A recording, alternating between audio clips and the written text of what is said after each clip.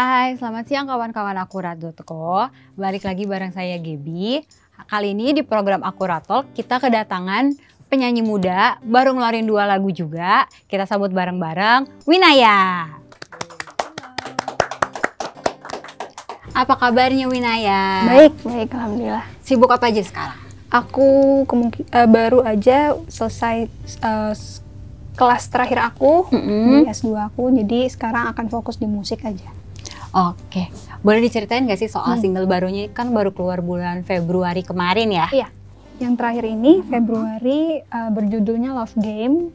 Ini menceritakan tentang bukan lagu cinta seperti biasa ya, bukan yang aku sayang kamu atau apa, tapi lebih ke untuk mendapatkan jodoh yang tepat tuh susah, pencariannya susah, dan harus dewasa dalam menjalani dan dalam mencari partner tersebut.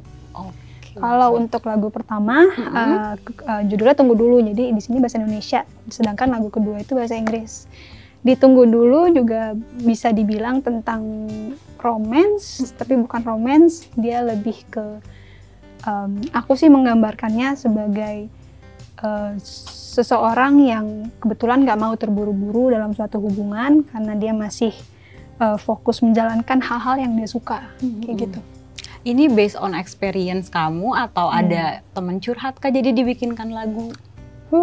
Lagu kedua mungkin dari orang terdekat, jadi bukan aku. Aku meluruskan saja.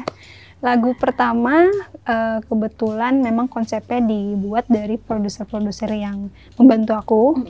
Baru dari sana kita olah lagi, aku kasih ide aku juga. Jadi kalau dibilang dari suatu cerita atau pengalaman sih enggak ya. Tapi aku bisa bilang kalau ini sesuatu yang cukup fenomenal, apalagi untuk para milenial, para Gen Z, cewek-cewek ya maksud aku, cewek-cewek yang lebih fokus ke karir dan ke hubungan. Gitu. Prosesnya berapa lama sih kamu untuk satu lagu nih?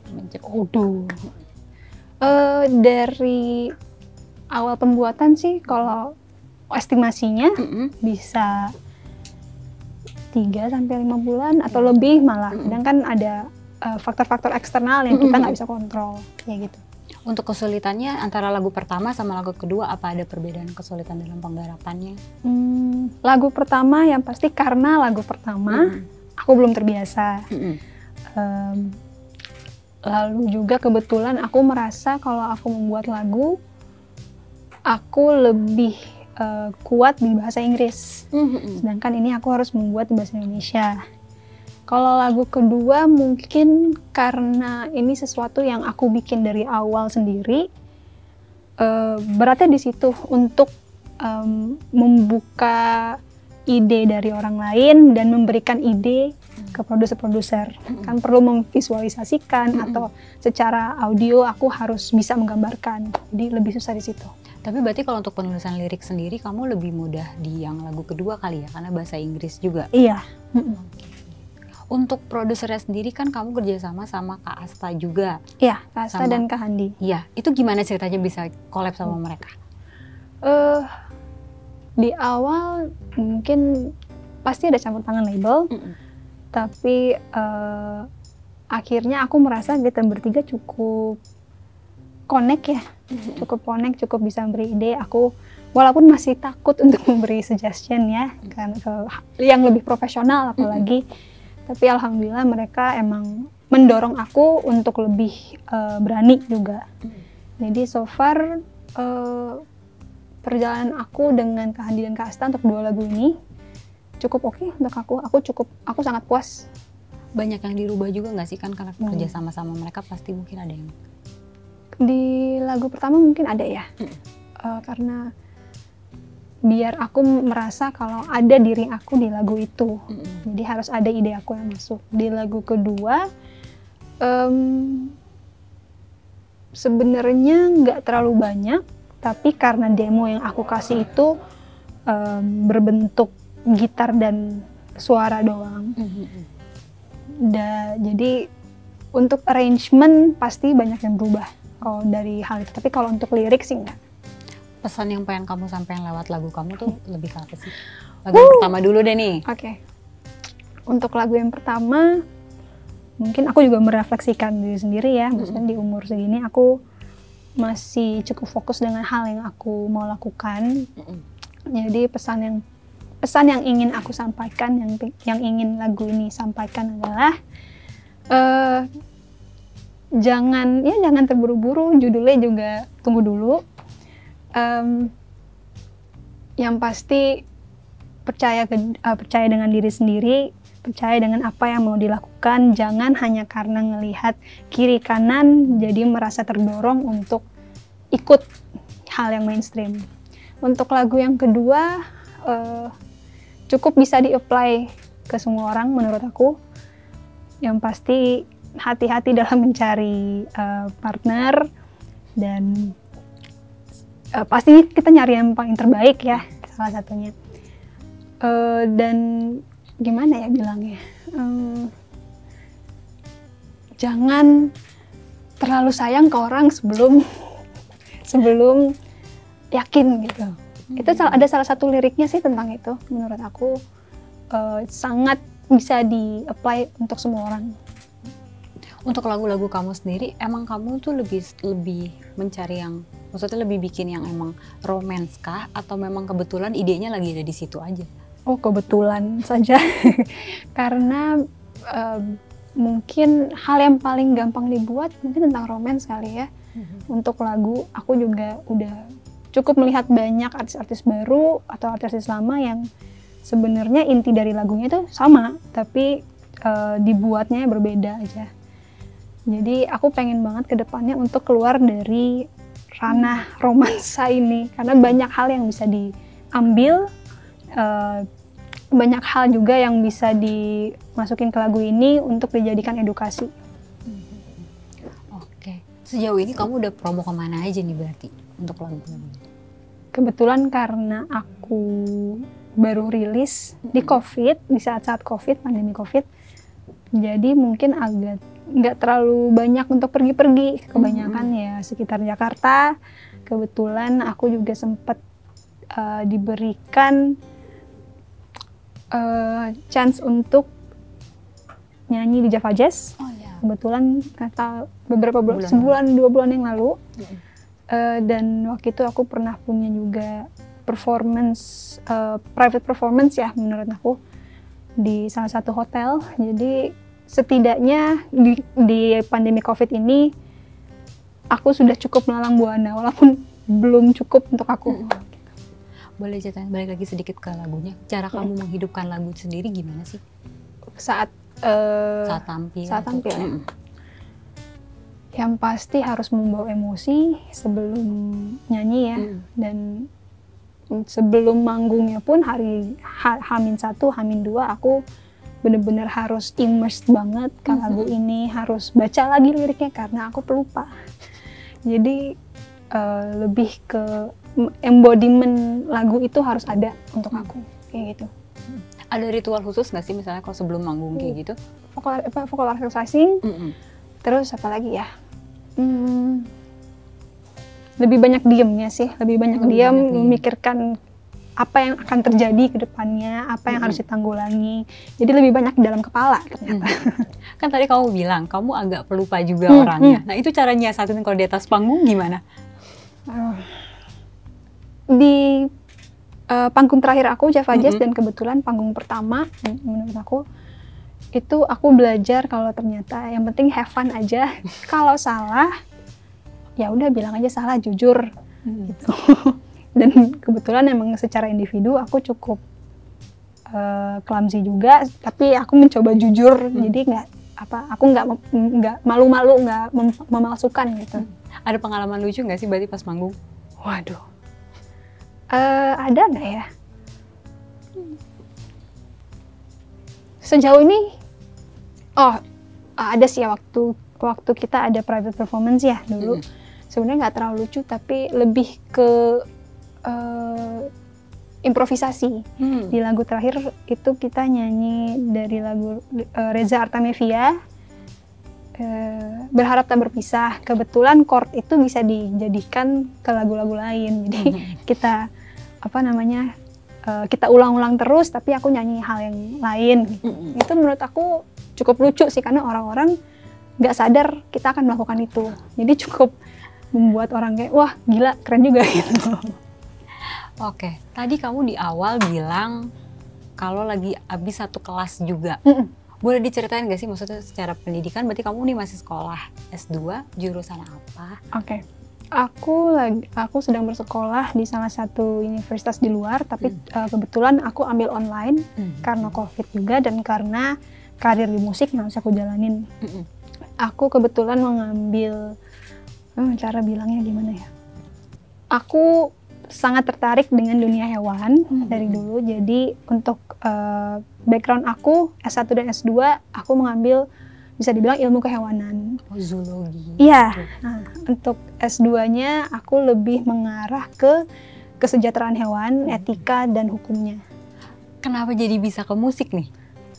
Waduh, kalau musik itu sebenarnya lebih ke hobi di awal. Pernah aku membayangkan mau nih jadi penyanyi, tapi kebetulan nggak pernah terrealisasikan karena namanya juga bocah ya, pengen ini pengen itu. Baru dari sana aku cinta dengan hewan tuh udah dari kecil. Jadi kalau untuk mendeskripsi aku cuma ada dua itu, musik dan hewan. Dan kebetulan karena aku merasa sains itu akan lebih mudah dijadikan karir dan lebih prospektif juga. Jadi aku nggak mengarah lagi ke musik sampai saat dimana aku punya kesempatan, misalnya dengan label yang sekarang, aku merasa kalau aku nggak ambil ini, aku akan sangat kecewa dan akan sangat regretful banget di masa depannya.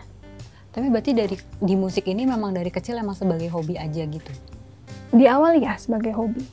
Awalnya emang langsung nyanyi kah atau memang awalnya main musik dulu kayak main alat musik gitar kah? Atau belajar piano mungkin waktu kecil? Mungkin di awal piano ya. Aku juga agak tidak ingat. Tapi seingat aku piano. Aku ingat dulu waktu kelompok bermain ya. Di kelompok bermain itu aku udah bisa identify pitch setidaknya. Dari sana udah bisa nyari lagu sendiri dari telinga. Baru dari sana mungkin ke nyanyi.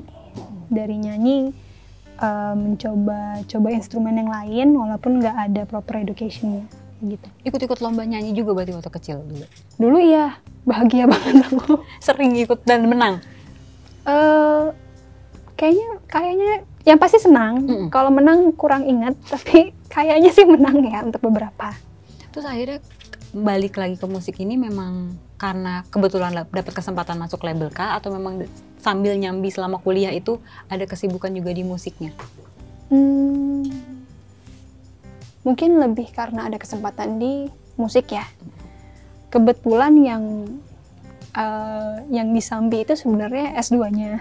Karena kebetulan waktu COVID aku bosen nggak ngapa-ngapain. Kebetulan ada kesempatan ya kenapa enggak. Di saat itu juga karir aku belum berjalan, masih proses single 1. Jadi ya begitu. Keluarga sendiri dukungannya seperti apa? Maksudnya kamu kan sekolah jalan, sekarang karir juga di musik jalan. Gimana keluarga menanggapinya? Untungnya mereka nggak banyak ngomong. Lebih ke ya udah lakuin aja. Mungkin karena aku punya inisiatif sendiri, cukup dipercaya juga, walaupun mungkin ada dorongan di mana sekarang musik harus diterusin nih, harus diseriusin karena udah kepalang masuk gitu. Jadi overall bisa dibilang sangat suportif, walaupun tidak terlihat tapi suportif, aku yakin. Ada nasihat sendiri nggak sih dari orang tua terhadap musik ya? Yang pasti dibilang papaku bilang untuk make sure kamu sukses.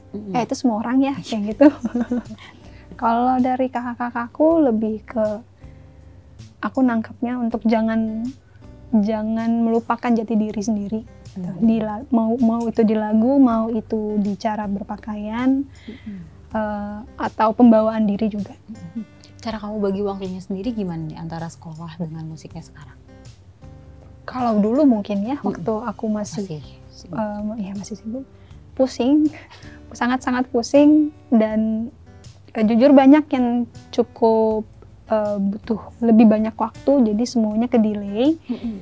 Tapi overall untuk aku sih, aku cukup puas karena dua-duanya kepegang, walaupun mungkin nggak 100% yang terbaik between dua-duanya ini, tapi setidaknya jalan ke depan. Dan sekarang karena aku punya lebih banyak waktu lagi, aku bisa memfokuskan ke apa yang harus aku fokus.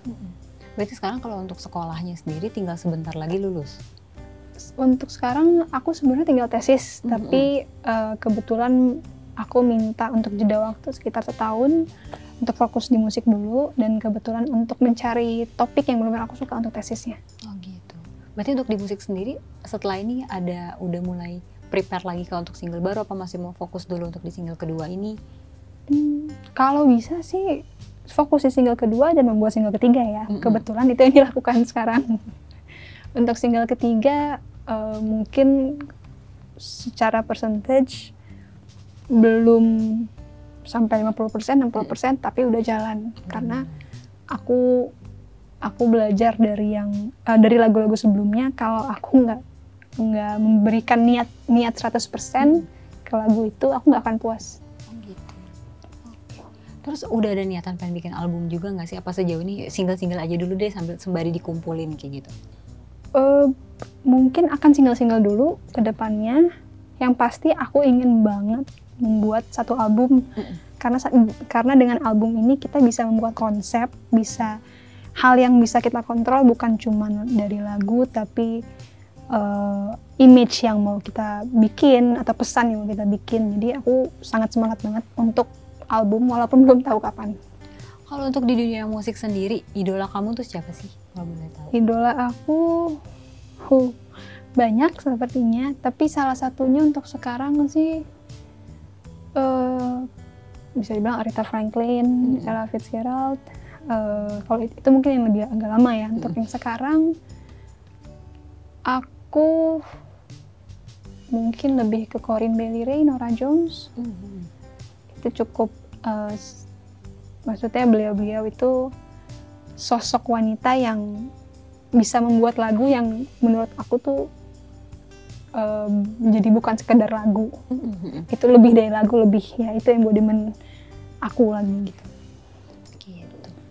Kan kalau misalnya lihat dari video klip lagu kamu yang Love Game itu kan memang temanya agak memang di oldies kali ya, jatuhnya kayak retro gitu. Itu ide kamu juga kah atau menyesuaikan dengan vibes lagunya kan kayak gitu juga? Kebetulan ini untuk video klip ya. Untuk video klip mungkin ini kalau nggak salah pitch in dari direkturnya, tapi kebetulan aku suka karena aku juga suka era-era di itu ya. Ada 60, 70, 80 kalau nggak salah. Jadi a mixture of both sih menurut aku. Tapi kamu berarti memang suka yang lagu-lagu lama ya ibaratnya? Iya. Maksudnya kenapa bisa lebih suka yang kayak gitu sampai akhirnya kebawa di musik kamu sendiri, kan vibes-nya pop jazz kayak gitu kan? Iya.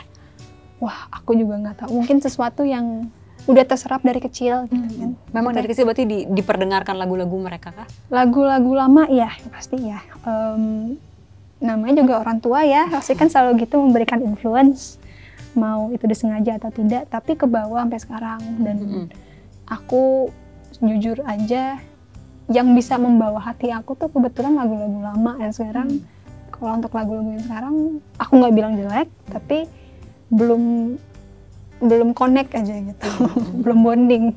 Biasanya kalau ada di dunia entertain ini dari nyanyi bisa ke film, bisa ke acting. Kalau dirimu sendiri gimana, misalnya dapat kesempatan untuk main film kah atau mau ikut series dulu, kan sekarang banyaknya web series nih. Web series banyak banget. Aku belum sempet sih mikirin belum sempet mikirin sejauh itu karena aku merasa aku nggak punya talent dalam berakting, nggak punya talent dalam hal lain, aku nggak bisa nari. Tapi kalau terbuka ada opsi itu terbuka untuk aku, nggak ada masalah untuk aku mencoba. Yang penting aku harus belajar dulu. Dan aku seneng belajar hal baru juga, jadi nggak ada masalah. Karena kamu juga maksudnya nyambi beberapa kerjaan juga bisa. Ada kegiatan lain nggak sih yang pengen dilakukan? Olahraga. Apa tuh olahraganya? Aku mencoba olahraga rutin. Susah banget karena waktu, jujur.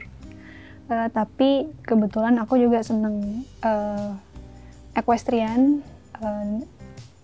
apa ya namanya, olahraga berkuda. Nah, itu. Terus banyak hal yang pengen aku lakukan juga, trekking lah, sesuatu yang berbau alam, diving juga. Itu hal-hal yang membutuhkan waktu dan source ya, itu duit. itu belum bisa dilakukan sekarang. Jadi aku pengen banget ke depannya untuk bisa melakukan hal-hal itu. Oke. Kalau untuk harapan selanjutnya di dunia musik sendiri untuk proyek kamu untuk ke depannya apa nih, Kak? Harapannya aku bisa membuat musik yang aku suka, tapi audiens juga suka ya. Itu kan salah satu hal yang paling susah menurut aku.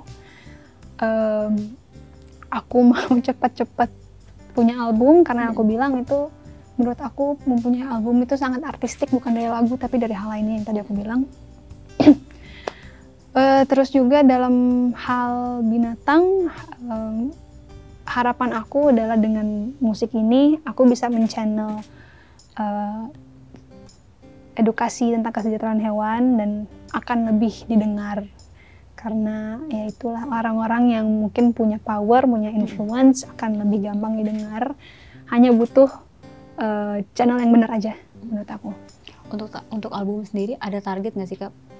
Maksudnya tetap misalnya tahun depan paling nggak udah berapa single? Tahun ini udah jadi nih bisa setengah album, kan biasanya 8-10 lagu gitu. Kayaknya belum sih. Bukan kayaknya, emang belum. Karena yang tadi aku bilang, aku mungkin akan fokus ke single dulu. Dan sekarang pun masih struggle, jadi untuk langsung loncat ke album rasanya kurang